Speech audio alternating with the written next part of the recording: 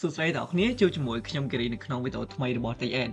នៅក្នុងវីដេអូនេះខ្ញុំនឹងបង្ហាញមុខងារមួយនៅលើ Excel ទាក់ទងជាមួយនឹង Advanced Filter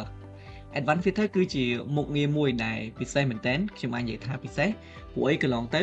តគ្នាច្រើនតែមានតារាងទិន្នន័យប៉ុណ្ណឹងយើងគាត់ដាក់ field វាទេយើងដាក់ field ចេះ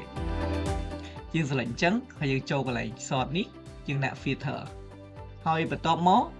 តើគ្នាចង់កំណត់លក្ខខណ្ឌប្រមាណចង់ទៅច្រោះវាហ្នឹងគឺយើងមកអង្គុយ select មួយឥឡូវនេះតើន័យយើងប៉ុណ្ណឹងយើងគិតថាអត់អីទេប៉ុន្តែនៅពេលដែលការងារជាក់ស្ដែងខលំវាច្រើនឡើងតើគ្នាត្រូវការ scroll ឆ្វេងស្ដាំចុះឡើងមក filter ច្រោះយកតើន័យវាមួយអញ្ចឹងពិបាកបើសិនបើការងារតើគ្នាប្រចាំថ្ងៃឬក៏ប្រចាំខែអាសាប្រើប្រាស់មុខងារ filter បែបហ្នឹងខ្ញុំណែនាំឲ្យប្រើ advanced filter វិញហើយតើគ្នាគួរតែប្រើប្រាស់វាឲ្យបានច្រើនដើម្បីឲ្យការងារតើគ្នាកាន់តែមានប្រសិទ្ធភាពឥឡូវនេះខ្ញុំបង្ហាញអ្នកនរគ្នាតែម្ដងទៅតងជាមួយនឹងមុខងារ advanced filter ហ្នឹងឥឡូវនេះខ្ញុំលុប filter វាចេញសិនខ្ញុំចូលមកកន្លែងនេះហើយខ្ញុំដោះ filter ចោលបន្តមកទៀតដើម្បីយើងអាចប្រើប្រាស់មុខងារ advanced filter បានតើគ្នាអាចដាក់ cursor លើ dataset ហ្នឹងមកចូលទៅកាន់ tab data ហើយយកពាក្យ advanced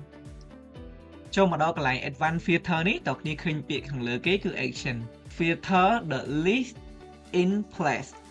មានន័យថាយើងនឹង fill data ហ្នឹងនៅក្នុងតារាងឬក៏ទិន្នន័យដែលយើងកំពុងតែមើលហ្នឹងដែលយើងកំពុងតែធ្វើការលើវាហ្នឹងហើយមួយទៀតគឺ copy to another location មានន័យថាយើងអាច copy ទិន្នន័យដែលយើងបានកំណត់លក្ខខណ្ឌឲ្យវាច្រោះហ្នឹងទៅដាក់នៅកន្លែងណាមួយផ្សេងពីតារាងទិន្នន័យដែលយើងកំពុងតែធ្វើការនឹងបានទៀតអញ្ចឹងពិសេសមែនតើឥឡូវនេះខ្ញុំបង្ហាញ action ទី1ហើយកន្លែង list break នេះគឺយើងទៅ select data ហ្នឹងយើងមក select កន្លែង data នេះមកហើយជា control C សញ្ញាព្រួញចុះក្រោមហើយនឹងសញ្ញាព្រួញទៅខាងស្ដាំបន្តមកទៀតកន្លែង criteria នេះដើម្បីយើងយក criteria បានដូចខ្ញុំដាក់ criteria នៅខាងលើខ្ញុំអូសមកខាងលើហើយនេះគឺជា criteria ចំពោះ criteria លក្ខខណ្ឌហ្នឹងគឺយើងត្រូវមាន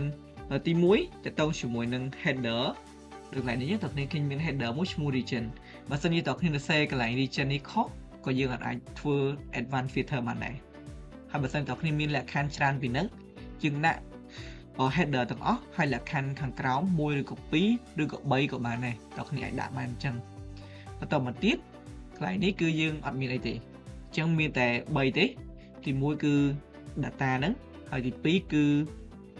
criteria ហើយនៅទី3គឺកន្លែងដែលយើង copy ទៅដាក់តែឥឡូវនេះយើងប្រើ action ទី1គឺ fill នៅលើ data ដែលយើងកំពុងតែធ្វើការនឹងតែម្ដងតើគ្នាគាត់ជួយ OK ទៅ advanced filter នឹងដំណើរការដោយច្រោះដោយស្វ័យប្រវត្តិហើយអត់មានជាប់លក្ខខណ្ឌច្រោះនៅកន្លែង header វាទេហើយតើគ្នាឃើញលេខនេះគឺលេខ2លេខ13មានន័យថាវាបានច្រោះរួចហើយកន្លែង region នេះគឺវាច្រោះយក central ទាំងអស់ដោយសារលក្ខខណ្ឌយើងមិញគឺយើងដាក់ central ចំពោះលក្ខខណ្ឌមួយទៀតឥឡូវនេះខ្ញុំដោះ field ចេញដើម្បីយើងអាចដោះ advanced filter ចេញតើគ្នាចូលកន្លែង filter នេះយើងចុចលើនឹងមួយមកវាដោះហើយឥឡូវនេះខ្ញុំយក category 1ខ្ញុំយក category ខ្ញុំ copy 2មកខ្ញុំដាក់ copy ហើយកន្លែងនេះខ្ញុំដូរដាក់ជាបូកវិញចំណុចទី2នេះខ្ញុំនឹងបង្ហាញដល់គ្នានៅរបៀបដែលយើងទៅច្រោះ data នឹងហើយ copy ដាក់នៅកន្លែងផ្សេងដែលយើងអត់ដាក់នៅលើតារាងទិន្នន័យដែលយើងកំពុងតែធ្វើការហ្នឹងឯងឥឡូវនេះខ្ញុំដាក់ cursor នៅលើ data ហ្នឹងចូលទៅកាន់ tab data ហើយយកពី advanced ដូចគ្នាកន្លែងនេះគឺវា select ហើយដោយសារប្រវត្តិហើយបន្តមកទៀតយើងចុច copy កន្លែងនេះ criteria នេះវាជាប់តែមួយឯងដោយសារយើងចង់បាន2អញ្ចឹងខ្ញុំលុបមកហើយបន្តមកទៀតខ្ញុំ select វា2វិញអញ្ចឹងយើងបាន criteria 2នេះហើយ copy កន្លែងនេះខ្ញុំលុបដូចគ្នាដែរខ្ញុំ copy ដាក់កន្លែងនេះមកចុច OK អញ្ចឹងតើគ្នាឃើញថាទិន្នន័យបាន copy ជាមួយនឹង region នេះ central ទាំងអស់ហើយ category នេះគឺបុកទាំងអស់ដែរនេះគឺជារបៀបដែលយើងប្រើប្រាស់ advanced filter ជួយឲ្យការងាររបស់យើងកាន់តែលឿនជាងមុនចំណុចទី3នេះខ្ញុំនឹងបង្ហាញដល់គ្នានៅរបៀបដែលយើង copy តារាងទិន្នន័យដែលមាននៅក្នុង worksheet ទី1នេះហើយយកមកដាក់នៅក្នុង worksheet ទី2នៅក្នុង advanced filter នេះបើសិនជាអ្នកទាំងអស់គ្នាចូលមកកាន់ tab data ហើយយកកន្លែង advanced ហើយ select data វាទាំងអស់ហ្នឹងហើយចុចកន្លែង copy នេះ criteria ឃើញថាវា select ត្រូវហើយហើយកន្លែង copy នេះឧទាហរណ៍ថាអ្នកគ្នាយកទៅដាក់នៅក្នុង worksheet ទី2ដាក់កន្លែងនេះឬក៏កន្លែងនេះក៏បានដែរចុច OK វានឹងលោតថា យើងអាច copy បានទៅក្នុងតែ Excel sheet ទេដូច្នេះ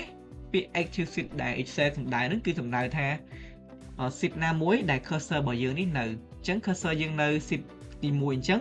មានន័យថា sheet 1នេះគឺជា sheet active បើសិនជា cursor យើងនៅ sheet ទី2មានន័យថា sheet ទី2នេះ sheet active ដូច្នេះដើម្បីយើងអាច copy ទិន្នន័យពីតារាងដែលមាននៅក្នុង sheet ទី1មកដាក់ sheet ទី2បានតើគ្នាត្រូវដាក់ cursor ហ្នឹងនៅក្នុង cell ណាមួយនៅលើ sheet ទី2ហ្នឹងឥឡូវខ្ញុំដាក់នៅកន្លែងហ្នឹងហើយបន្តទៀតខ្ញុំចូលទៅកាន់ table data ហើយយកពាក្យ advanced នេះគ្នាអញ្ចឹងកន្លែងនេះគឺវាបាត់ទិន្នន័យអស់ហើយឥឡូវនេះតើគ្នាជួយកន្លែង copy to another location នេះមកកន្លែងនេះយើងយក list range យើងទៅ select វិញមកចូលមកកាន់ sheet ទី1ហើយ select កន្លែង date នេះជា control C ព្រួញចូលក្រោមនិងព្រួញទៅស្ដាំតមកទៀតចុចសញ្ញាព្រួយមកវិញយក criteria ដោយសារ criteria នេះគឺយើងត្រូវទៅដាក់នៅក្នុង sheet ទី1ដែរមែនតើ criteria នេះតើគ្នាអាចដាក់នៅក្នុង sheet ទី2ក៏បាន sheet ទី1ក៏បានដែរឥឡូវនេះដោយសារតែខ្ញុំបាន copy មកអញ្ចឹងខ្ញុំត្រឡប់ទៅកាន់ sheet ទី1ដូចគ្នាខ្ញុំ select ពីរលក្ខខណ្ឌដូចគ្នាហើយចុចបិទវិញ copy វាត្រឡប់មកកាន់ sheet នេះហើយខ្ញុំ select កន្លែងនេះមួយចុច OK ឥឡូវនេះតើគ្នាឃើញទិន្នន័យវាបានច្រោះមកហើយ copy ទិន្នន័យដែលបានច្រោះតាមលក្ខខណ្ឌហ្នឹងមកកាន់ sheet ទី2ហើយអញ្ចឹងអស់បញ្ហាហើយមែនទេហើយចំពោះការប្រើប្រាស់ទិន្នន័យហ្នឹងតើគ្នាអាច copy មិនត្រឹមតែនៅក្នុង sheet ផ្សេងគ្នាទេតើគ្នាក៏អាច copy វាទៅក្រៅ workbook ផ្សេងបានដែរដោយធ្វើតាមរបៀបដូចគ្នាហ្នឹងអញ្ចឹង advanced filter នេះលក្ខខណ្ឌមានច្រើនតើគ្នាអាចសាកល្បងស្រាវជ្រាវខ្លួនឯងនៅវិធីផ្សេងៗទៀតជាមួយនឹង data ដែលតើគ្នាចង់បានហើយអ្នកតើគ្នាអាច comment សាកសួរសំណួរផ្សេងៗទាក់ទងជាមួយនឹងមុខងារនៅលើ Excel នៅក្នុង comment ខាងក្រោម